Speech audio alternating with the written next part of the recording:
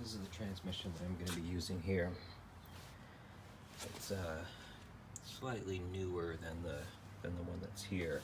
I want to say this one's from maybe like an 86 or 85 Dodge truck. It's A833 with the overdrive. This one here is from a 79 Dodge truck, or no, from a van, I think. And they're essentially the same. This one here does look like it has an electric speedometer. I gotta figure out if I could just take that off and just run a mechanical speedometer, or if I have to take out the whole the whole speedometer unit and put another one in. If that's the case, I have the one here. I have a new reverse switch that's in this one that I will be putting into that one. And yeah, otherwise they're essentially the same. The side cover has a little bit of a different like stamping on it, but they should be the same as far as all the gearing and everything. I did notice that some of the older ones don't have the second boss here drilled out, whereas some of the newer ones, whereas this one does have this drilled out for your second shifter option. The one that you would need for something like a 50 Plymouth sedan would be the one with the shifter boss right up here. It just barely clears the bench seat. If you push the bench seat all the way back, you have just a tiny bit of clearance. And this is the shifter that I'll be using. This is designed to clear the bench seat so that your bench seat's here, and then this kind of like hooks around it. I have two other shifters. I have this one here that came with the van, I think, and it's supposed to kick forward, so it actually goes in there like this. And then this one this is the one for the van. So this one goes into the shifter like this, and it actually leans forward. You can do it this way and have it lean backward, and it clears the bench seat. And this one here also clears the bench seat if you put it in.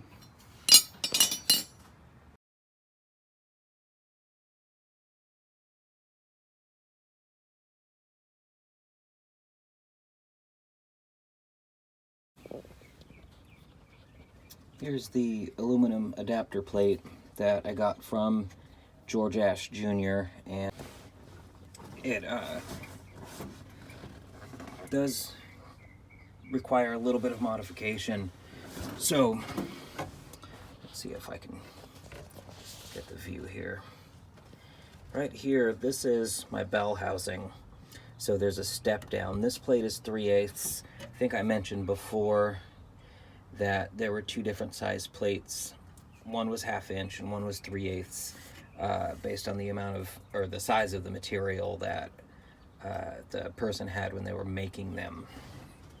And so anyway, if you have the small bell housing hole like mine in a 1950 Plymouth, you're gonna have to make a couple modifications, like put in some tapered bolts into the transmission and grind down the little stopper on the bearing retainer. And for the frame, so you can see here, I had to notch out a little bit of the frame here and a little bit of the motor mount biscuit, take off a little bit of material down here so that the plate will mount. The mounting holes on the A833 are lower. The whole face overall is bigger. So these are the old bell housing holes for the original transmission. This hole here and this hole down here will be for the A833.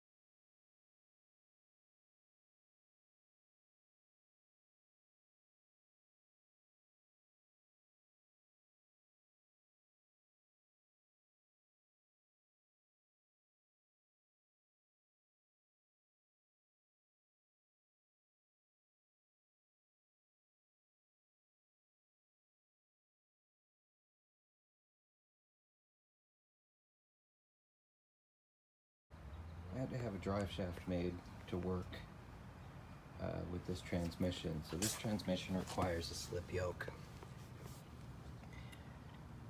It's this here, and I will post the part number up in just a second. I got my drive shaft made by OC Driveline. Here's the phone number. And this engine doesn't put out a lot of torque. It's not under, I'm not going to be racing the car or anything like that. So from the end of the universal to end of universal, I measured it out at 48 inches. With that slip yoke, you're going to be allotted a good couple of inches of play, so your measurement doesn't have to be exact. And I've had a couple driveline shops, give me a couple different measurement options. So what I did was I measured from the flange on the rear end to where the slip yoke fits up into the transmission, and I came up with, what was it, somewhere around 54, 55 inches, something like that. And they ended up with, so I opted for the 7260 slip yoke. I didn't need anything heavy duty. So with the 7260 and the 7260 here, 7260 here, and then whatever I have a Ford Ranger rear end in the car, and whatever this is off of the Ford Ranger, I want to say it was 1310. I think the 1350 is a little bit more heavy duty, so I think it's a 1310 to a 7260. And I got the tube done at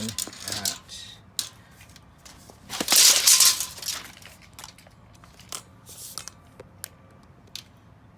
about 2.5 inches wide. If you have other options, you can get a bigger, fatter, heavy-duty one if you want.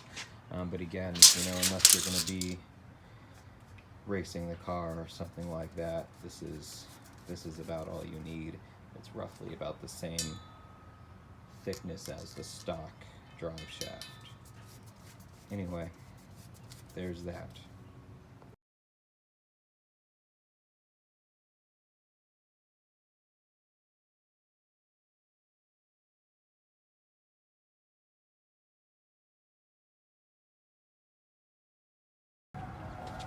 It's in.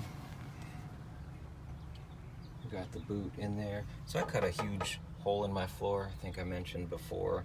So that's all got to get repaired, but this is a look at it. I've got the Hurst bench seat shifter in here with the little angle here. What I did notice is that it's a little bit far away when it's in first.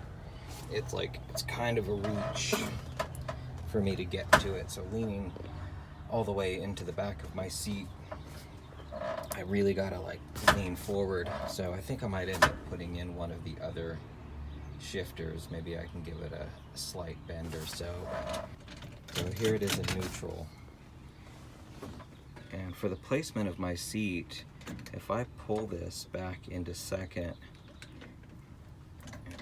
and then third, and then this is fourth, I have tons of room here before the shifter even comes close to touching the bench seat. So I think I'm going to go with another shifter so that I don't have this so far forward. Just a thought, keep that in mind. I have this van shifter. It's one that I show at the top of the video, that when it's in the vehicle, when it's in the van, it's supposed to lean forward like this. And if I flip this to fit here, this is in second gear position, pulled all the way back. So I should have plenty of room to clear the seat with the van shifter if I just flip it with the bend toward the seat. This is the truck shifter that I also showed at the top of the video, and this is how it would match up here. It'd be a little bit lower, of course. I mean, maybe, you know, right about there. And in second gear, pulled, you know, as far back as it'll go, and I should still be able to clear the bench seat. So we'll see which one I end up using. Probably the van one. So I like the height on it. Be a little bit more comfortable.